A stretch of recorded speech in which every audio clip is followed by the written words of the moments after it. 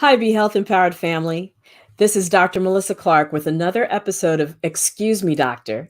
Thank you so much for coming back this week. And we're here every week to empower you with information that you need to make wise decisions about your health of your family, and the health of your community. It's so important that we make decisions based on science and not fact and fact rather, and not speculation and misinformation because the stakes are so high, especially now. So I want to welcome everyone on the various streaming platforms, Facebook, YouTube. If this is your first time, especially welcome to you. Please remember to follow me if you're on Facebook and also hit subscribe if you're on YouTube. And also welcome to everyone listening on radio as well. So this week, we have a very special show lined up for you. During this pandemic, many of us have felt powerless to really impact all the destruction in lives that it's causing. And it's been especially frustrating to hear that the President of the United States knew about the severity of this pandemic well in advance of it reaching our shores and didn't do enough to put up a national strategy to protect us from this pandemic. And not only not do enough, but also lie to the American public so as not to quote unquote cause panic. But, there have been people out there really making an impact in the community, especially the communities that are the hardest hit, with innovative and out of the box thinking as to how to reach the most number of people.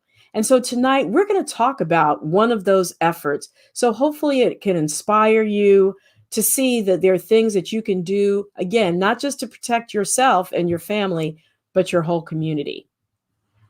So before we get to our special guest, who is Dr. Reed Tuckson, who's going to talk to us about the Black Coalition Against COVID-19, the very organization that I just mentioned, we are going to have our weekly recap.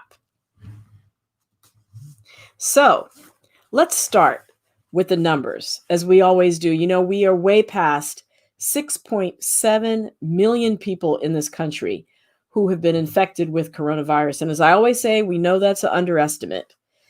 And also, unfortunately, we've lost over 198,000 souls to coronavirus.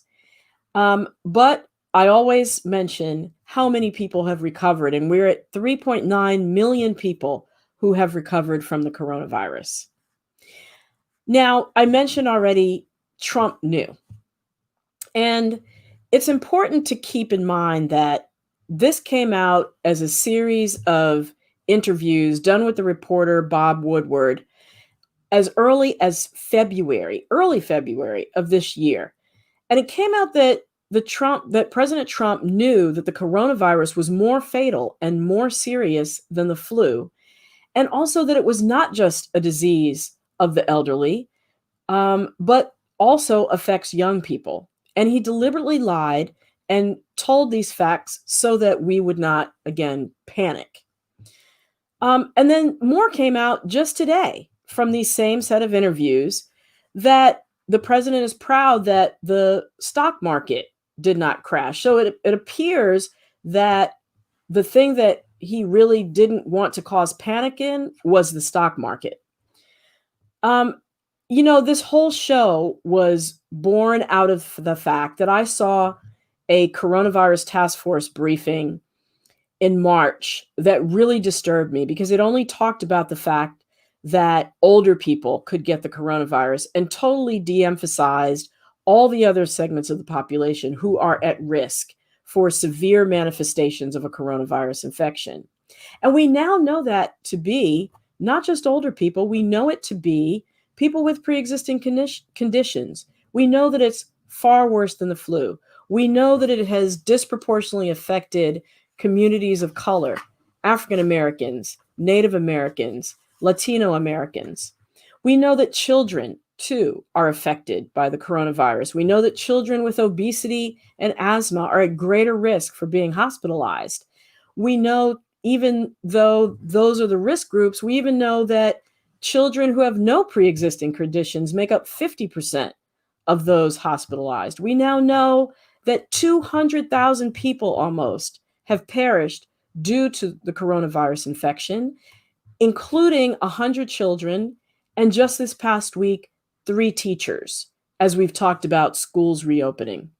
We know that millions are unemployed, and we know that hundreds of thousands of people are long haulers within that 3.9 million people that I mentioned have recovered, meaning that they will have symptoms or have had symptoms for 2, 3, 4 months and are unclear when they'll actually go away.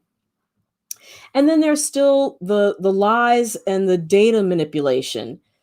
It's really concerning now to also find out that the spokesperson for the Department of Health and Human Services, his name is Michael Caputo, has gone about tampering with time-honored, respected publications that the CDC makes in order to pretty them up and make the facts be more in line with the optimistic picture that the president wants to paint of this pandemic, even going so far as to withholding the publication that said that hydroxychloroquine was ineffective. So we really have to be vigilant about our sources of information in this pandemic and really closely examine the information that we're getting. The next thing I want to touch on is, why should you get the flu shot this year more now than any other year that you may have decided, it's really not important? Well, COVID and the flu together this winter could take out the capacity of all U.S. hospital beds if they hit at the same time in a given community. We know that the flu is responsible for somewhere between 300 and 800,000 hospitalizations a year in the United States. And we know the United States only has about 930,000 or so hospital beds. So you can imagine that it could easily overwhelm the hospital capacity. So this year, it's more important than ever to get a flu vaccine. When is the best time to get it? Actually, now. Actually, between now and the end of October are really the best times to get the flu vaccine before it really takes off and has a lot of community spread, influenza, and also early enough or sort of late enough so that you will continue to have immunity until the end of the flu season, which is sometime around mid-spring. And the flu vaccination, remember, is especially important to avoid people going into the hospital who are potentially high risk for that. That includes people over 65, people with chronic conditions like asthma, COPD, diabetes, heart disease, cancer, HIV, sickle cell disease, pregnant women. Very important because it helps keep you safe during pregnancy, but also it can help confer immunity to the baby for several months after the baby is born. And then, of course, infants and young children. All these groups of individuals can benefit immensely from getting the flu vaccine. The next thing I want to touch on is back to normal. When is that time going to be? Well, Dr. Fauci said that more than likely it won't be till late 2021. And he was, of course, timing that in terms of the vaccine, if it is approved late this year or early next year, that it really won't be effectively distributed throughout the United States until late 2021. So that's important to keep in mind as you're making your plans, as you're thinking about the year ahead. One vaccine manufacturer actually went and said, which is food for thought, that if this vaccine requires 2 separate administrations, which often would be placed weeks apart, that could mean that for the entire world, the entire globe to be vaccinated, that actually wouldn't happen until 2024. So it's important to know that we need to really be planning for the long haul in terms of thinking about how we live with this virus, with coronavirus, for the next few years coming up. The next thing I wanted to touch on in talking about, I mentioned the vaccine, is vaccine trials. So we know these vaccine trials are going on right now, and AstraZeneca took the bold and important step of shutting down one of its vaccine trials because there was a woman who, in the UK, who had symptoms of a disease called transverse myelitis. That's inflammation of the spinal cord. and it can lead to very serious symptoms, bladder problems, weakness, paralysis. It's important to note that other vaccines in the past have caused this problem. Very rarely, but it's been seen. More often, when transverse myelitis is seen, though, it's more linked to viral infections. So they've started the trial back up again because this participant has been released from the hospital and is doing better. It's important, though, to keep in mind that anytime you're thinking about a vaccine trial, that you discuss it with your doctor, that you understand the pros and cons of participation. A lot of people want to do it because it's a way to contribute to the health of the population, but there are risks, and this is one of the risks that did happen in this trial. The other thing I want to talk about is catching a plane or catching the coronavirus. Now, a lot of people have decided to fly, some for family emergencies, some because they just wanted to get away for vacation and said, look, I'm going to fly. This is what I'm going to do. But is it safe? Well, it's important to note that airplanes have HEPA filters. Those are the same high efficiency filters that are used in hospitals. And so they help to filter the air very effectively. In addition, when the plane is in flight, it takes in outside air several times during the flight. And so that too contributes to the quality of the air on board an airplane. So that's the good news. Now, the bad news is those flights that choose not to follow the recommendations that we know need to be followed, which are leaving that middle seat vacant and vigilantly enforcing mask wearing on the plane. Those airlines are ones that need to be avoided, because if you don't do those things, the person seated right next to you, regardless of the quality of the rest of the airplane air, that person can infect you with coronavirus. And it's happened. So there was a flight from the UK to Vietnam. All 14 people on board the flight, I should say 14 of the people on board the flight got infected from one person who was positive for coronavirus. And then there was another flight where everybody was wearing masks, unlike the previous flight. It went from from Singapore to China. And everyone was wearing masks, but there was one person who took their mask off during the flight. And unfortunately, they were seated next to 4 people who later turned out to be positive for coronavirus. And so, unfortunately, they got infected. So the most vulnerable time on a plane is when you're boarding, when the ventilation system hasn't been turned on yet and people are crowding, trying to get to their seats. But the most important thing when you fly, make sure you wear your mask. Make sure you're on an airline that honors that middle seat and also enforces mask wearing for their passengers. Okay, so our next thing, we have finished our weekly recap. Let's move on to our weekly debunk. What's the debunk that we need to address this week? Well, now that restaurants have reopened, brunch with the girls should be safe, right?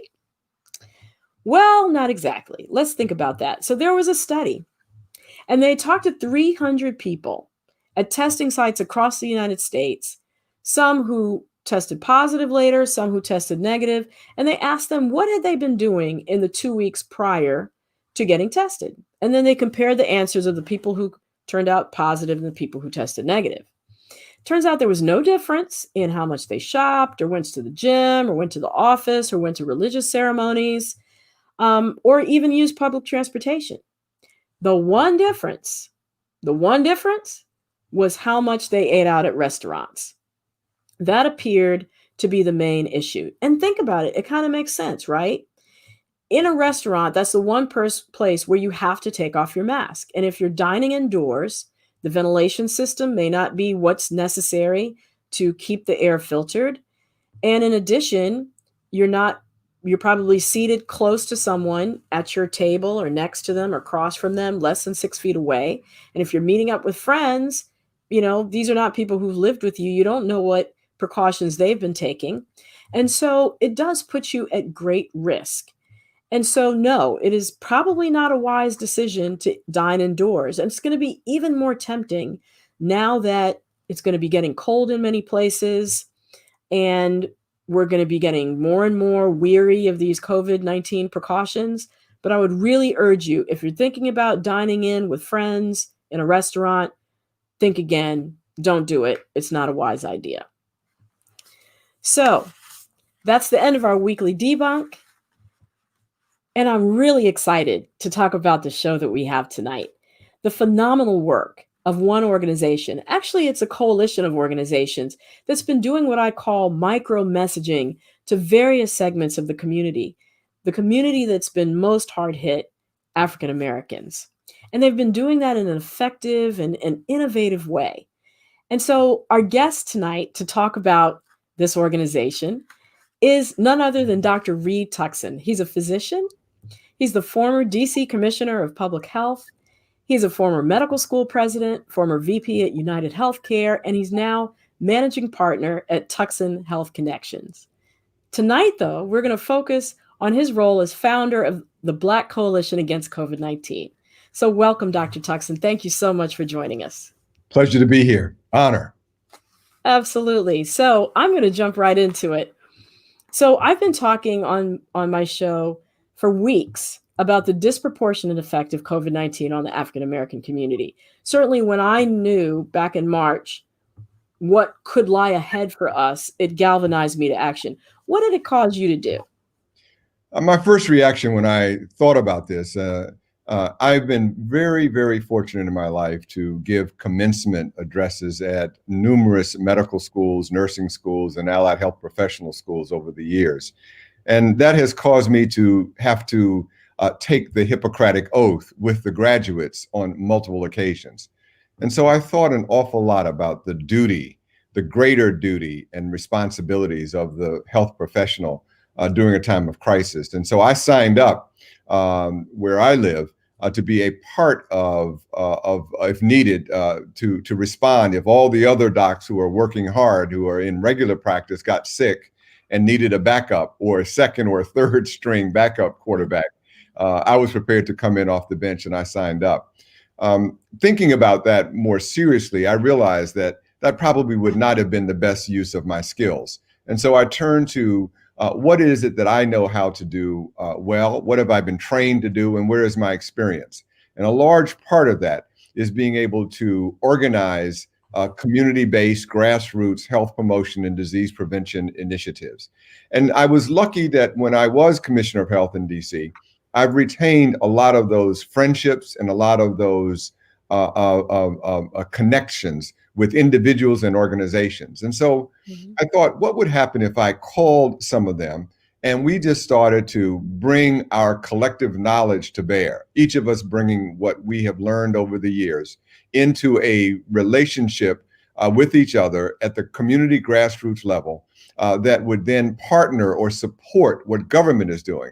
And so that's what we did. And finally, I think I was very much influenced by a community leader in the District of Columbia, the founder of one of the Black newspaper in DC, who often would say to us that no people but a people can save a people. That if we're waiting for someone to come riding in on a white horse to save us, we're going to be waiting a long time.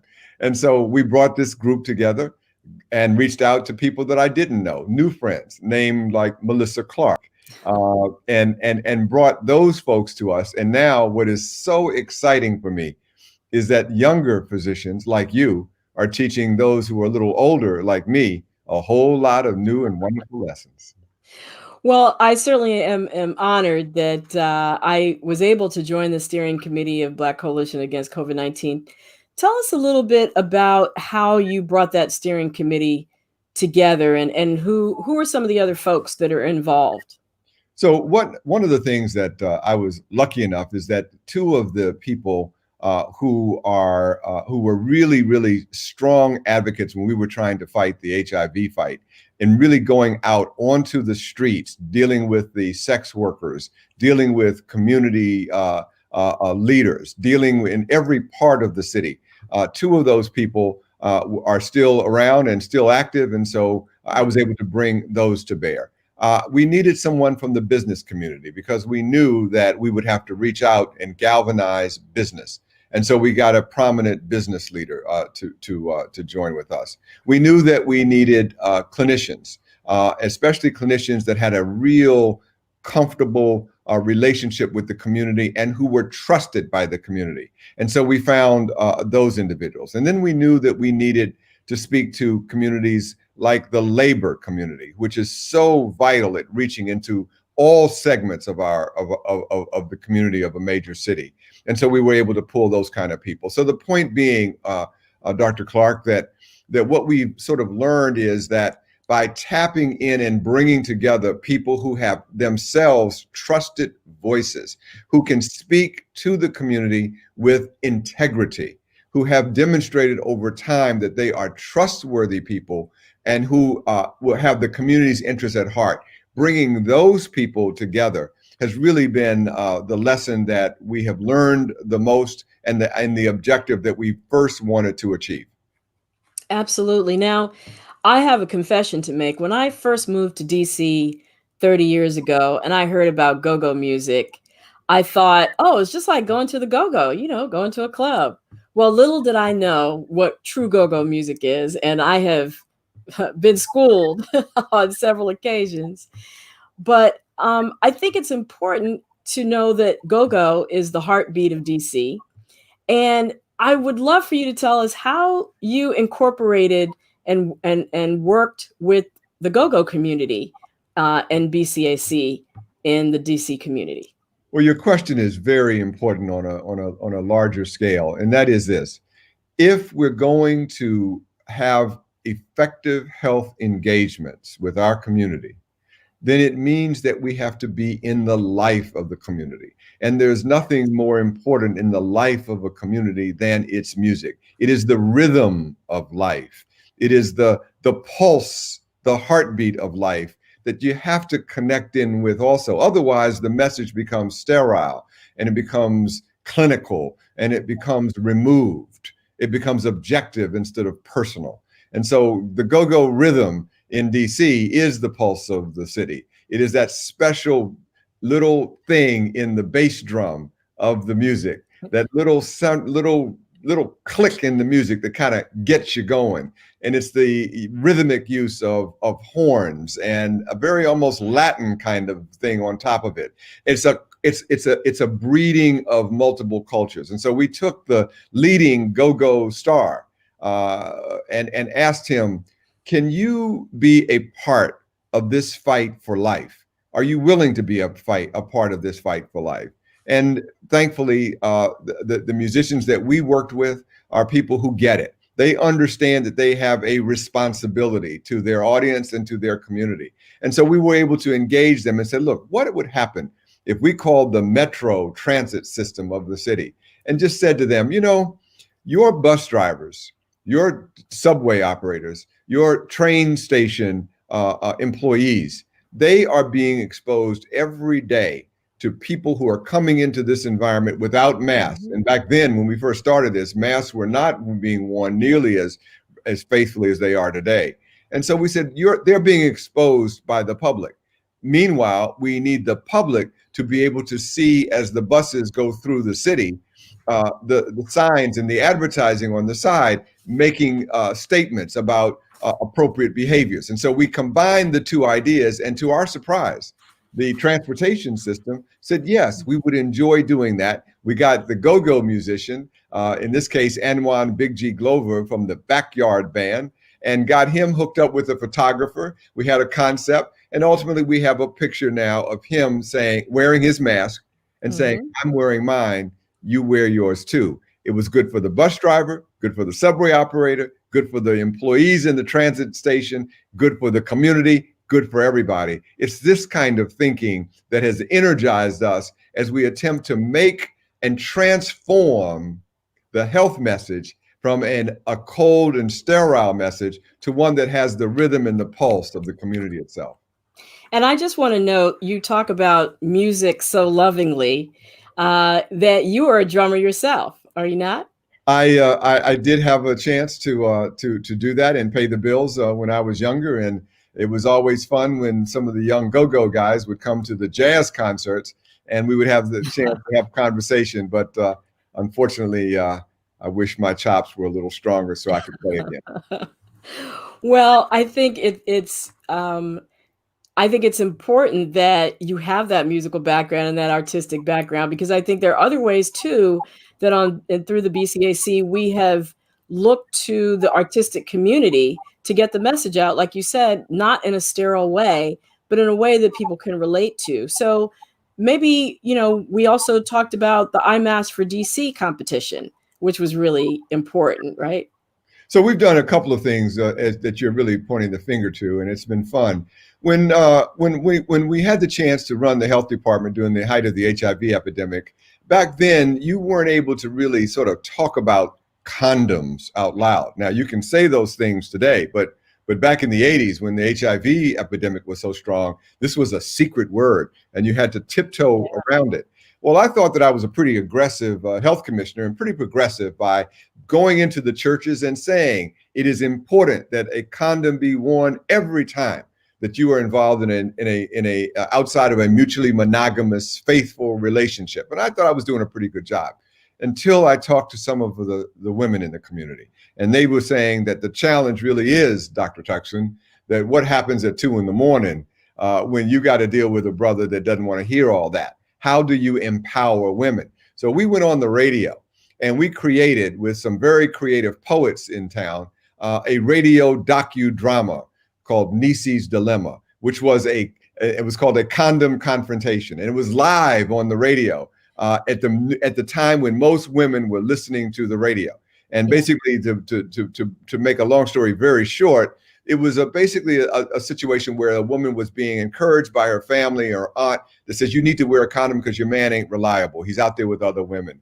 And then, of course, she tries to confront him and he argues against her. And this becomes a real tension. We stopped the show and opened up the phones and allowed other people to call in, women to call in and say, I would have told him such and so. So we had women all over the city practicing on this docudrama. Well, we did the same kind of thing with our poets, creating and using the rhythm of poetry slams and asking poets as young as elementary school, junior and senior high, and adults to create poetry in the rhythm of poetry slam that translate the health message into the language and rhythm of that culture, giving us another way. We did a video competition called I Mask for DC that you mentioned, which allows the creativity of individuals to be able to take a cell phone and use their cell phone to create short videos that describe why I wear my mask. And we even had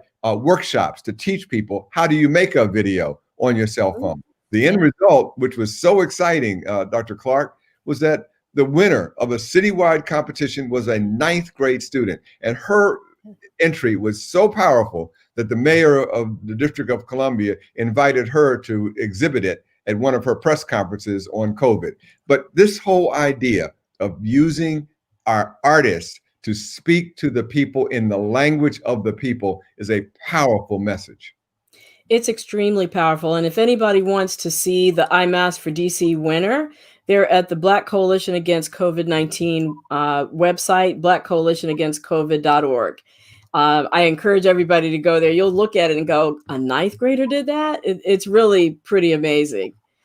So speaking of 9th grader, that kind of brings me to schools. So, Labor Day just happened, and it was really a mark for schools nationwide. Actually, pretty much everybody is back in school now, whether that's virtual or hybrid or all in person. So we unfortunately know that 3 teachers have died so far nationwide from COVID-19 just in the past week. At the beginning of August, we did a lot of work and focused on guidance for schools reopening to really help contribute to that discussion. Tell us a little bit about the work that was done with the DC Teachers Union. We've been so blessed to have this intimate relationship with the Black trade union movement, and principal among all of those really is the Teachers Union, very, very active folks. And so we were able to take our expertise, physicians' expertise such as yourself and others, and we were able to comb through all of the guidance by the American Academy of Pediatrics, the National Academy of Medicine, and from the CDC, putting all of that together and then looking at what the superintendent of schools was also suggesting and having a complete comprehensive package of guidance that we put together, assembled, and then be shared with the teachers union and had conversations with the superintendent that advised everyone as to what would be the best practices going forward. This was a very exciting thing to do, but unfortunately, what we learned is that no matter how prepared the schools are, the most important variable is the community reality of COVID's presence and spread in that community is more important even than anything. If the community spread is still high, then even every step that the school system tries to take to create a safe environment will be suboptimal. And so we are at least now encouraged that while we are in this hiatus period where students are at home and doing online studying, that the school system now has a head start to be able to implement the recommendations that are so key. But I would just add this one other thing, Dr. Clarke, and I think this is extremely important. Every family everywhere in America today is frustrated by this decentralized school environment. This is a very unpleasant and suboptimal situation. If you are frustrated by it, and if you care about this issue, then you have one goal and one obligation, and it's very simple. Be a part of the process that stops the community spread.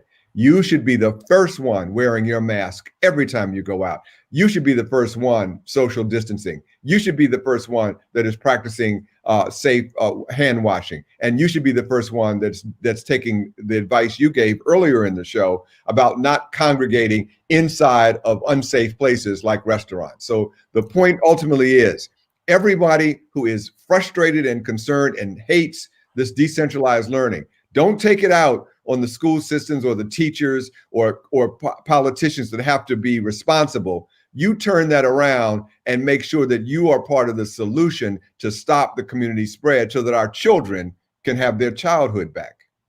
Absolutely.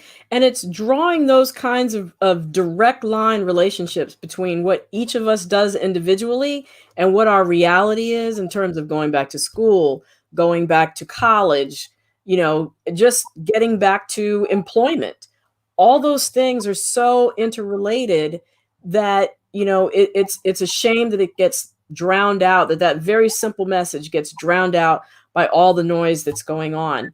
I think it's also really important to mention that as far as guidance for schools, that also on the Black Coalition Against COVID-19's website, there's also guidance for parents, things that they should be asking of their school system to understand, is the school system ready? Because it is very important what you mentioned about the level of community spread. If community spread is high, it's not safe no matter what you do. But given that community spread is low, there are some things that are ideal for school systems to be doing, and they've been very well outlined, I think. And if anybody wants to take a look at it, they can go to the BCAC website for that. Teachers unions are part of a larger sort of labor force, and you mentioned early on about labor. Why did you think it was so important to involve the labor community? Well, what we have certainly learned from the very beginnings of this epidemic has been that frontline workers have been so vulnerable and so much at risk. We have asked so much of the people who work in our grocery stores. We've asked so much of the bus drivers and the subway operators. We've asked so much of the sanitation workers who are continuing to be out in our communities and picking up the trash. I love those people. I care about those people. I know those people. And as a result, I felt it was extremely important that we reached out to them and have their back. And as we engaged them in conversation about what it's like being out there doing their jobs, their stories broke my heart. I remember one man telling us, I may be essential, but I'm not disposable. And others who would say that when they would go home, cashier in a grocery store, when she would go home, she would take off all of her clothes in the hallway of her house, terrified about what she was bringing into her home. Another man who operated the bus, train on the metro system, telling us that he was a single father of children. And many times he would have to use his own parents to help with the child rearing. And yet when he would come into the house, he knew that his parents, both who had pre-existing serious health problems, that he may be endangering their life every time he came in from his job. These are the kinds of stories that really make you want to reach out. On the other hand, if you are trying to mount a community campaign that changes the culture of the community, there's no better way to disseminate information and a cultural ethos than through organized labor, because these are people who are engaged in their community. They are people who reach out and have a system of connectivity. And they're also people who are thoughtful, because their movement is one where they are in fact organized. The very nature of the union movement is organization. So if you want to learn organizational skills, you work with the unions. They'll teach you a whole lot. Yeah. And I think one statistic that I often talk about in terms of the spread of COVID-19 within the African American community, you talked about so eloquently all the different frontline workers that we have. 80% of Black and brown people do not have the luxury of working from home. We're frontline workers. And especially before the messaging from the CDC emphasized wearing masks, I often say we were sent out like lambs to the slaughter, so to speak, taking public transportation, being on the front lines in the grocery store with hundreds of customers coming through every day with absolutely no mask. Now, thank God, we have plexiglass up in some of those places. We have masks, but our community was hard hit early on for that very reason. And I think the fact that the labor community is involved is just absolutely amazing, because that is, I think, and what actually one of our most vocal participants is from the labor union. So the faith community, it's not a Black community without the Black church. We've been fortunate enough to have some wonderful pastors. Maybe you can talk about what you think the significance was of bringing in the faith community. Once again, as we understand that this pandemic has exposed the moral fabric of this nation, it has shown a bright light on the ethics of American civilization, or the lack thereof. It has shown that there is, at its core, every element of this fight against COVID is ultimately a fight of the responsibility of one human being to those with whom they share the same time and space. We are an interconnected planet, an interconnected nation, an interconnected city, interconnected communities. And as a result, this failure of so many Americans to understand the moral obligation of their responsibility to one another is the great tragedy that this has shown us. The Black church is the essential ingredient in our community that talks about our common shared morality, our common shared destiny, our relationship not only to each other, but our relationship to God, which of course therefore translates back to our relationship to each other. It is the place where our values are transmitted. And so we needed the moral compass of the Black church as a part of this, to be able to say to ourselves, your narcissistic, self-absorbed, me behavior is inappropriate at a time such as this. This is a time that requires the best you, the biggest you, the largest you. And so we needed that. Secondly, of course, the Black church is organized. It is a way in which we can reach people in a very direct and intimate way. When the pastor decides to get behind something, what better transmitter of a message? Certainly much better than a physician. If the pastor says this is what we're going to do, then this is what we're going to do. And a lot of people are going to be right there listening to that voice of reason and considered opinion. And so that becomes important. And then lastly, the Black church is a place of resources. It is where you have the opportunity to use its convening capability, whether that convening is in person or whether that convening is online. But there are direct connections to large numbers of people through the Black church, and they have resources to be able to use to reach those individuals. And so we benefited on all three of those levels by the pastors that we've been lucky enough to engage. Absolutely. And I think it's also important to mention that one of the organizations that Black Coalition Against COVID-19 works with is the Leadership Council for Healthy Communities, which is actually a 70 faith institution, not just the Black churches, but also Black mosques um, across the DC, Maryland, and Virginia area. And that's really increased the reach of the message. And it's not just been messaging. I think one of the things that I've seen with the Black churches and Black faith institutions that have been involved is actually sort of where the rubber hits the road, the food drives, the handing out of personal protective equipment. They've really, galvanized and made action happen, not just the messaging, although the messaging is super important. Let me just add one thing to that, and I know this is work that you are very much involved in. One of the projects, in fact, it was the first major project that we did as the Black Coalition Against COVID, was to support and help stand up 4 churches that implemented a model called the virtual health ministry. And this is a concept that I would urge every single one of your viewers to do. And you don't have to be as organized as the campaign that we launched. You can do it just as an individual. And that idea is this: we should be reaching out to others. In this case, reaching out to the congregants, and the pastor designates a deputy representing his or her interests, and then says, Sister Jones will be now checking in on all of the people who are in the congregation, asking them, how are you doing? If you're having to be in social isolation, do you have enough food? Are you safe in your home? What are the social challenges that you may be experiencing? But it is that sense that in this pandemic, it ought to bring out that kind of level of care and concern for each other. So I would just say to each of you, if we've learned anything about the lessons that we are learning, it is that you as an individual, you need to take care of you and yours for sure. But then call the lady down the street who is an older person living alone. Check on her, see how she's doing.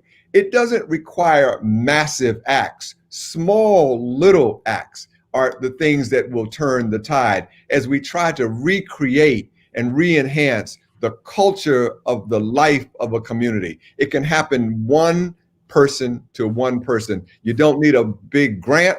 You don't need a budget. You don't need permission. All you need is loving and caring in your heart. I think that's just so incredibly well said. And people can do that individually, and they can do that through their institution, through their organization, through their churches and their civic organizations. I think one of the beautiful things about the virtual health ministry that you mentioned is that it has not just brought together the faith institutions, but they've also tapped into the expertise at Howard University and are working with physicians there, and tapped into the Department of Social Work and working with individuals there who help the individuals that are found to have social needs and medical needs and find a place for them to be able to get those needs met. And at the same time, it's actually uncovered some of the weaknesses within our system in terms of the lack of mental health resources, the lack of services for men who are not in the military. I mean, the list goes on, but I think there are lots of ways in which we can individually, like you said, make a difference. And you started with a wonderful quote at the top of the show, which was, no one but ourselves can save ourselves. And that is so incredibly true. I'm glad you mentioned about the Howard experience, because I'm a Howard alumnus, and a lot of HBCUs are in the news thanks to our hopefully soon to be new vice president. But I think it's important that there may be many of you people in your audience who are listening to this who have an academic background, or who have special kinds of skills. And so as you've indicated, this experience that we have had as the Black Coalition Against COVID in DC has really shown the power of a university that is deciding to be an active part of the solution to contemporary problems. We have drawn from almost every single department at Howard University. from the voice department, the film department, all the way through to the business school doing logistics and supply chain management analyses for us. It's been an incredible experience. But my point is that if you are an academic that is watching this, there may be something that you need to be thinking about where you live in the community and that you reside in, where you bring your skills to bear. And as you said, Dr. Clarke, discovering an issue, discovering an unmet challenge, then exploring it, and then writing that up and presenting it to power so that there can be a closure in that gap, a change in public policy. So sometimes our individual actions can be where we just simply help someone buy their groceries and make sure they have enough water to drink on a hot day. And sometimes our individual actions may be taking our expertise and applying it to developing ideas and insights that lead to public policy change. There's so many different ways that each of us can be involved. Absolutely. And you mentioned a phrase, you said exploring issues.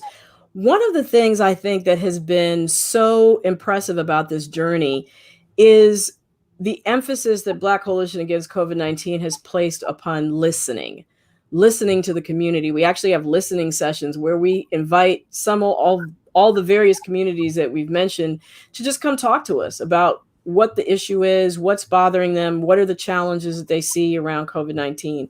One of the things that's emerged from those listening sessions has been about the vaccine. And I certainly know, because 2 weeks ago we did a program about the development of a vaccine against COVID-19. And a lot of people are very confused, concerned because of our historic mistrust that we've had as the African American community in the medical establishment, plus all the stuff that's out there in the internet and on social media about anti-vaccines. And so we're trying to do something about it. So maybe you can talk to the major event that's coming up this Wednesday and Thursday that's going to deal with the vaccine and the development of the vaccine and how that potentially can impact the African American community. I understand well. Seriously, I understand well why so many people in our community are distrustful of science and of institutions, and certainly of politics. When we fought the HIV epidemic years ago, it was every single time we would come to talk about it to the community, somebody would mention the Tuskegee syphilis study, or that this was a virus that was designed in the lab at the CIA to inflict on people of color. We have had these historical distrusts with good reason.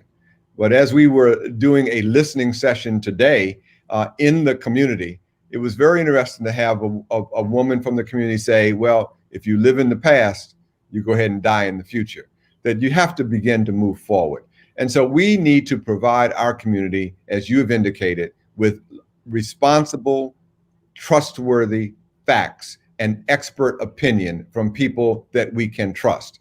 And so this Wednesday and Thursday, from 7 o'clock to 8 o'clock, we will be broadcasting on WHUR radio, but also simulcast on Facebook Live and YouTube, a national town hall that will be sponsored by all four of our historically Black medical schools: Howard University, Morehouse in Atlanta, Meharry in Nashville, Tennessee, and Charles Drew in Los Angeles, along with the president of the NMA and along with the CEO of the W. Montague Cobb NMA Health Institute. All of these will come together for the first time, in my understanding and knowledge, all of them coming together in an unprecedented way to speak to the Black community as a collective team. That team will be bolstered by experts from the National Institutes of Health, the African American man who runs the largest part of NIH, Dr. Gary Gibbons, along with the person from the FDA who has the responsibility, a very good public servant, not a politician, a public servant who has the responsibility of signing his name to the approval of any vaccine that is passed forward. So we urge people, if you want to get information, again, you can watch us live at BCAC19. That's at BCAC19, or you can go to our website, as mentioned earlier by Dr. Clarke, Black Coalition Against COVID.org. And also we are partnering, by the way, with the National Urban League. Amazing. They will be a major part of making sure that this program is sent throughout the country. And finally, as to the show on, again, this Wednesday from 7 to 8, when the program is over at 8 o'clock on Wednesday and Thursday night, we will follow that up with an hour of online question and answer. So we will be standing by to take the questions from our community. And as you have said, Dr. Clarke, listening and then responding with information. This is what we're all about, is giving people trustworthy information so that everyone listening can then make their own personal decisions. Yeah. Excuse me, doctor, we have a question. All right. Our question comes from Marv West, and it is, recently I had a flu shot. Will that cover me through the season, or should I get another one towards the end of the season? Well, go ahead, Mr. Clarke, please. Yeah, well, I was just going to say that no, it should cover you for the majority of the season. It wouldn't be necessary to get another flu shot during the season. There are several different kinds of flu shots, and so I would encourage everyone to talk with their doctor about what's the best flu shot for them. For people over 65, there's an ingredient that can help to boost your immune response. So you might also want to talk to your doctor about getting that. But anytime between now and the end of October should be fine in terms of getting a flu shot that lasts you through. I think that's the best answer that you could give. And I just want to assuage. So what the caller is sort of getting at is that they know that they're worried about how long the flu season is. And so they're going to make sure that their flu shot will kind of hold them through all of that time. And that's why I think that Dr. Clarke's response to me makes the most sense. I would say that be very attentive to whether or not you want to get this about 2 weeks before the flu really starts to hit your community. And so I think that certainly early October is a good time to think about doing this. Excuse me, doctor, we have another question. It comes from Angela Mays in California. As an individual who wants to start an outreach campaign, are there listings of resources for PPE, food, virtual activities, etc.? Well, a great question. And hello, Angela. I would suggest that every community is unique in its own right. What I would then do as a consequence of that would be to go through the infrastructure of your own community and check with the availability. The easiest way to accomplish that really might be to touch base with the care manager department at your local hospital and ask them for a way to begin. One of the things you want to try to do is link in to what others are doing. And so, or if you know of a community food bank, or if you know of a social a service organization, a fraternity or sorority that's already doing work in the community, latch in there, and from there you'll start to make the connections. There's another organization that is around in many communities, and I know that Dr. Clarke is an advocate of them, and that's called Aunt Bertha. Aunt Bertha is in many communities around the country, and what they do is to provide that kind of one-stop shopping center that lists an array of community-based institutions. And then finally, the Red Cross in a local community is also a very good way to begin. But I just want to, before you even start doing any of that work, just applaud you for the instinct that causes you to want to do it. That needs to be preserved and bottled and distributed to everybody around you. Absolutely. We have a final quick question, and it is, can the Black Coalition Against COVID be replicated? Great question. We would certainly be willing to let anyone look at our model and how we did it. And yes, you certainly are encouraged to take the ideas that we have and the ideas of others and go ahead and mount that in your community. An easy way to understand what we are about is to go to our website, and you can just sort of see it there. But the key secret sauce, and we're still learning, and let us be very humble, Dr. Clarke and I, about talking about our work. We're still learning as we go. But the best way to do it is connect in with the community leaders in where you live, and then start to find a way to have a collective shared vision about what your community is trying to achieve. There is no magic formula here. It really is all about relationships and connecting in with the leaders. And let me remind you of this. The community leaders that are important may not have titles. They may not have the title MD or PhD or the president of this or the president of that. Many of the people that are the community leaders that we need to touch base with is Mrs. Jones, who is the health captain or the cultural captain of a community, the person that nobody messes with. Those are the kind of people you want to latch onto. But reach out, have the conversation, and eventually you will be able to create a structure of the willing and be able then to move forward. Absolutely. It could even be also touching bases with your local faith institution, as well as your neighborhood or civic associations. Those are also two great resources and places to get started to understand what the needs are in your community as well. I like that a lot. And by the way, just to put a final point on that, it really, though, comes back to this notion that we talked about earlier, and that is a sense of a shared responsibility between people and organizations with each other. And that's really what's important. So that if you want to try to do what we've done with the Black Coalition, it is to first start with a shared vision of the life of the community that you all envision together, that everybody coming together and having a consensus around what is it that we really want for each other. It's ultimately a moral movement as much as it is a practical organizing movement. Absolutely. And I just, Dr. Tuckson, it's been wonderful to talk to you tonight. You've brought out so many points about how each individual, each of us, can be galvanized during this time, during this pandemic. I think we all feel that we want to do something and we want to do something more. I often talk about the mask dilemma or the mask issue as a war between individual liberty versus civic duty. And I think tonight we've really explored more sort of the moral imperative that we all have to really think of our neighbors as much as we think of ourselves.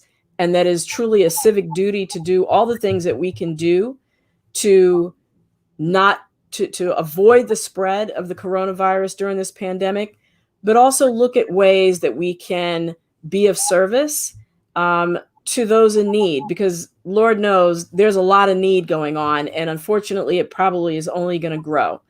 And so I really want to thank Dr. Tuckson for joining us tonight. It's been a wonderful discussion. I want you to really remember, if you can, to tune in on Wednesday and Thursday to the town hall. It's called Making It Plain, African Americans and the COVID-19 Vaccine. I will be also streaming it on my YouTube page and my Facebook page, as well as you heard, you can also go to the Black Coalition Against COVID-19 to catch it there.